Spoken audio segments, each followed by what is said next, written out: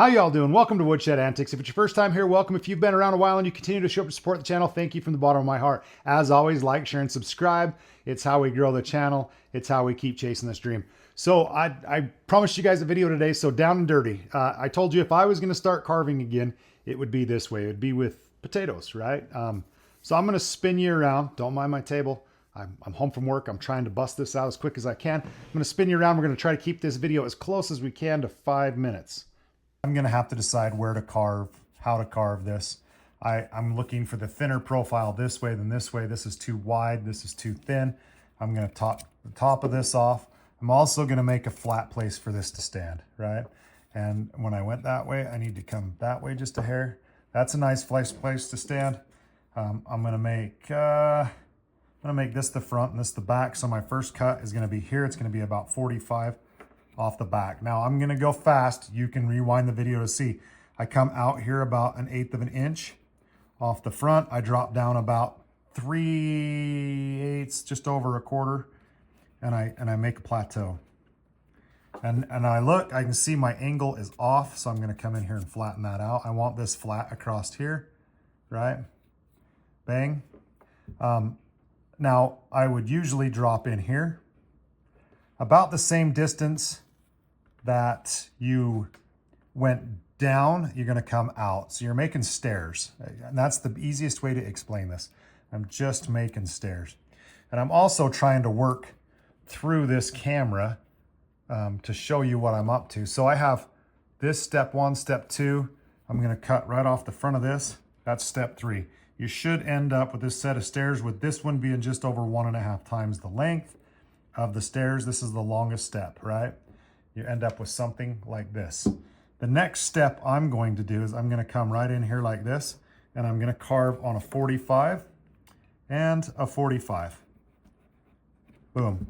Now you can kind of start to see, careful not to cut your hand. You're responsible for your own self. I'm going to tell you that I am not a professional, and you're responsible for yourself. I'm just some dude in my house making videos. So there's my first couple of cuts, right? I'm going to take this. I'm going to go in here and cut out there. I'm going to take this one. I'm going to go in here, cut out there. Bingo, bango.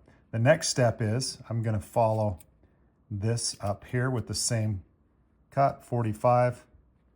I'm looking at the other side. I'm trying to match that. There's another 45. So I end up with these. Then I come in here, drop that down. Same thing on this side. I'm trying to follow that and keep that all flat across there so that when this 45 falls out, I come up with something like this, right? Bang. So the next thing I'm going to do is I'm going to come out. This is where my eyes are set right here. One there and one there, right? So just below the eyes, I'm coming in here. I'm going down. I'm going down to this line right here. That's the side of my head. So again, I'm coming up and I'm coming in across where this eye is going to be, and I'm 45ing that down, and I end up with something like that. Now I'm coming in from this 45 to the top of this corner of the head, and from over here on this one down to the top of the head.